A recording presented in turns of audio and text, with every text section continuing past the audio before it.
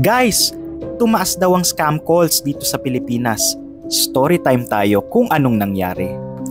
So ito na nga, naimbitahan ng inyong lingkod sa pagtitipon ng mga cybersecurity professionals, financial institutions, gobyerno at scam watchdog organizations sa National Cybercrime Hub sa BGC.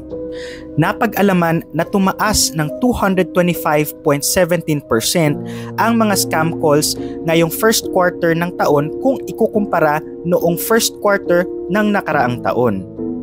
At ayon sa Executive Director ng Cybercrime Investigation and Coordination Center, karamihan daw sa scam calls na to ay nagmumula sa Viber.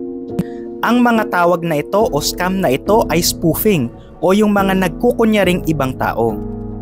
So turuan ko kayo kung paano makaiwas dito.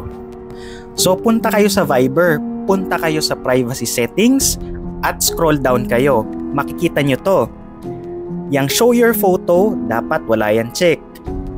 Yung share your birth date, dapat wala din yang check. Auto spam check, lagyan ng check. Scroll down ka pa kapatid. Yang allow friend suggestion, dapat wala yan check.